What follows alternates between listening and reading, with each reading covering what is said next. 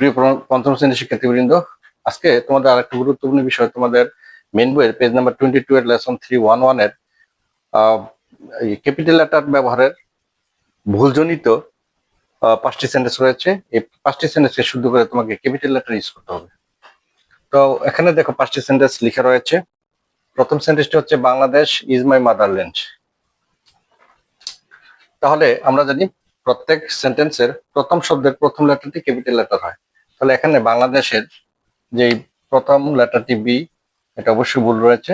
বাংলাদেশ একটি দেশের নাম, প্রত্যেক দেশের নামের প্রথম লেটার ক্যাপিটাল লেটার হবে। এটাকে যদি আমরা সংশোধন করে লিখি, ক্যাপিটাল বি হবে। Bangladesh is my motherland.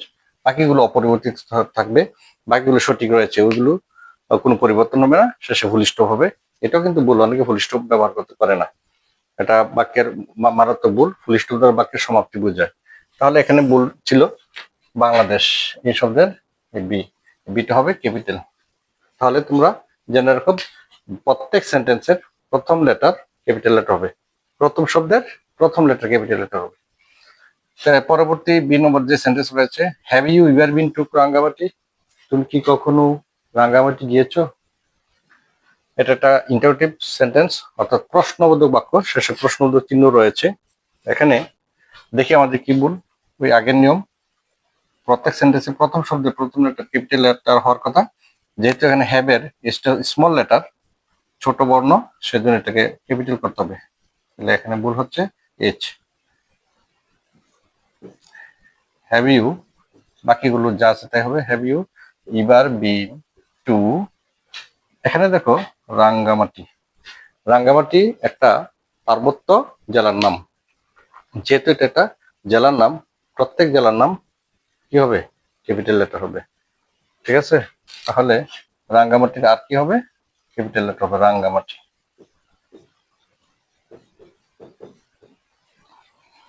এখানে দুইটি বলছিল, দুইটি সংশোধন হয়ে গেল। Have you ever been to Rangamati? তুমি কি কখনো রাঙ্গামাটি গিয়েছো? প্রশ্ন করা হয়েছে তোমাকে। C number sentence, C number সেন্টেন্সের শুরুতে প্রথম ও রয়েছে। তাহলে ও এখানে অবশ্যই স্মল লেটার দেওয়া আছে, সেটা ভুল। তাহলে এটা সংশোধন হয়ে হবে, ওটা ক্যাপিটাল লেটার হবে। আওয়ার ক্লাস স্টার্টস অন, বাকিগুলো অপরিবর্তিত থাকবে, এই জন্য আমি ডট দিয়ে দিলাম, মানে এগুলো কোনো পরিবর্তন হবে না। সানডে, এখানে সানডে এস হচ্ছে স্মল, সেটা হবে ক্যাপিটাল লেটার, কারণ আমরা জানি 7 দিনের নাম Saturday, Sunday, Monday, Tuesday, Wednesday, Thursday, Friday.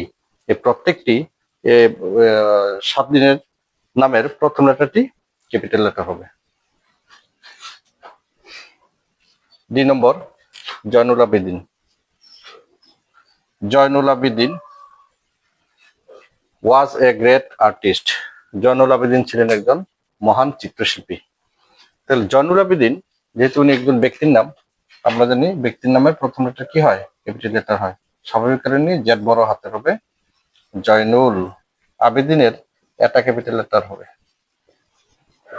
মানুষের নাম এবং তার নামের পরের যে উপাধি রয়েছে সেটা অবশ্যই বড় হাতের অক্ষর হবে। তো জয়নুল আবেদিন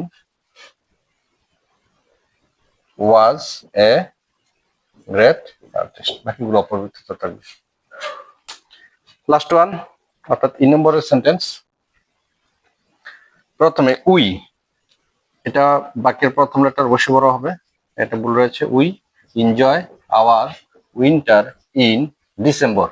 ডিসেম্বর একটি ইংরেজি 12 মাসের মধ্যে একটি হচ্ছে সর্বশেষ যে মাস, সেটা হচ্ছে ডিসেম্বর। আর যেহেতু মাসের নাম, অবশ্যই সেটা প্রথমটা ক্যাপিটাল লেটার হবে, ডিসেম্বর